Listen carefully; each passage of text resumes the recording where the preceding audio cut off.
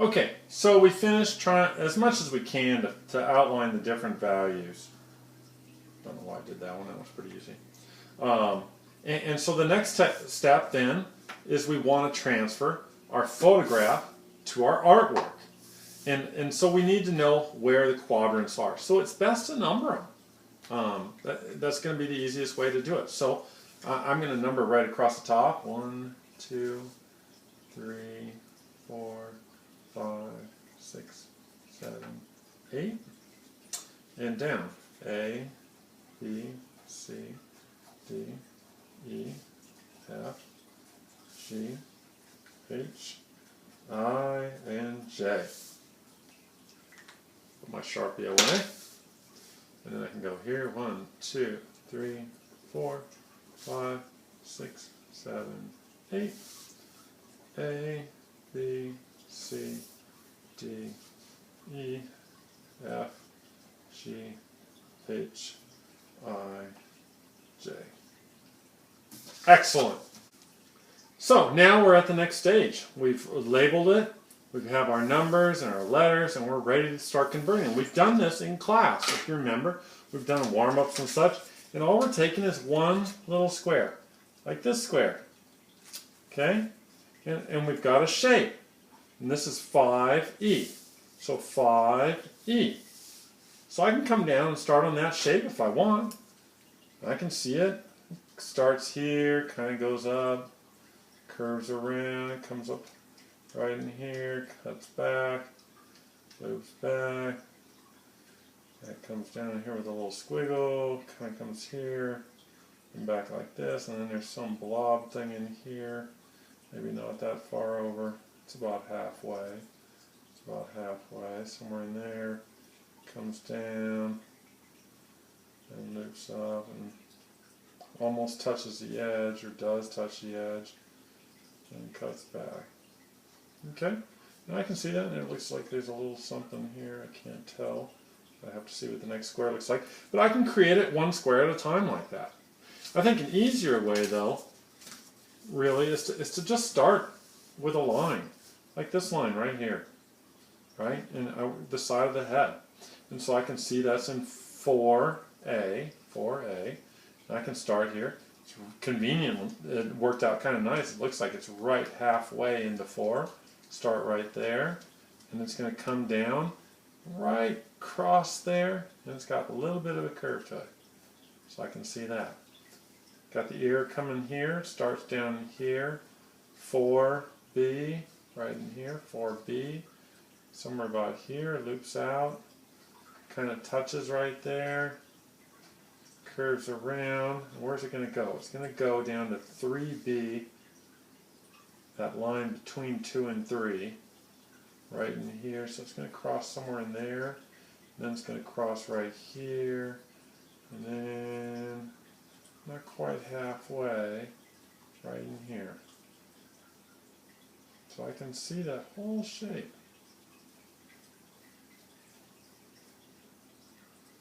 And it's got a little bit of a concave, so I didn't draw that exactly right. But that's why we draw a light, so we can get it right. That's a basic shape.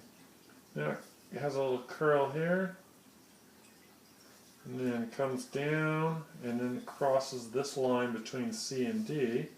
Here's the line in block 2, somewhere right in here. And so it comes across there, and just after it crosses the line, it leaves and goes this way. There's half, there's a quarter, so it's not even quite a quarter, half, quarter, somewhere right up in there, so it's kind of high. Then it's going to come across here at D1, and not quite halfway, somewhere in there. Now I've created that line. There's other values here. There's a value here. I want to throw that in. There's this thing here, which is right on the line. And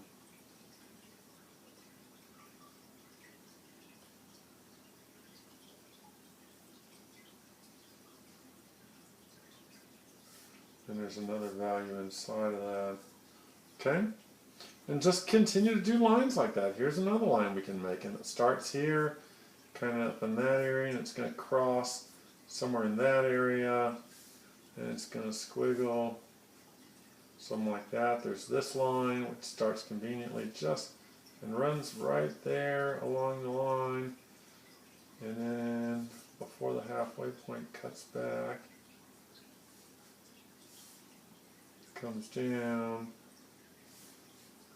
and goes past, and loops up, and then it's going to cross right in here so I can see that, then it turns north, and you can just kind of work your way around. That's right, that looks like it's right in the middle of 5, so somewhere right here in 5, it's going to cross up there, and then looks like it's going to come over here to 6, almost in the middle, maybe a little less than middle, so it dips kind of between the two.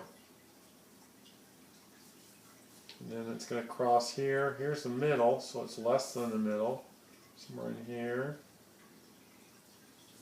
And then it's going to cross here at 7, not quite the middle. Here's the middle, so somewhere right in here. And you just continue on, and you keep making these shapes. The other thing you want to do is at some point you're going to look at this and say, you know, something doesn't look right. So choose something, like, okay, an eyeball. Let's see where that is. That's in 5C, 5C, 5C. It's going to be right in this area, about halfway point. There's the halfway point. It's going to be somewhere right in there. Okay? If your eyeball's here, you did something wrong. Okay? I mean, you just need to, every now and then, check and see. Because you'll be going like this, and you'll be making this line. All of a sudden, you skipped, and you're way down here. And you need to look and go, wait a second. No, all these things are occurring in 8. Oh, they're occurring here, not here. So you need to make those corrections. And you just keep doing that and work your way through your drawing and get all these things onto the paper.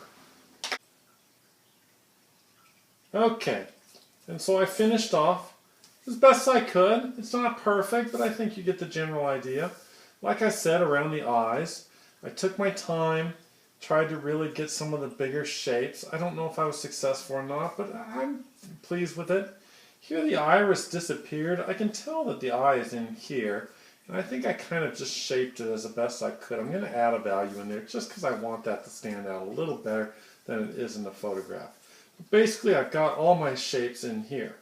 So now the next thing I want to do is I'm almost ready to paint, but not quite yet. I want to see where values are. I know this is a 1 value out here, and this is going to be a 1. But I know, as I mentioned before, they're going to be different. We're going to focus just on the face right now. So that's a 1 value. This is a 2, and the 2 comes around. This is a 2 in here. This is a 3 value. And I can see a 3 up in here too. That's going to be a 2 in there. That's a 2 up there. And so I'm going to want to transfer that here. That this is going to be a 1 value. I might circle it because 1 might get confused with some of my shapes. A 2 value. A 2 up in here. This is going to be a 3 value. And you just work your way around. 3 in here. That's all going to be 1. Right? That's a 1 out here. That little bit in there. I think it's a darker tone than 2, so that's a 3. This is a 3 in here. So you can see how I can just go around and really take my time and number off a lot of these things.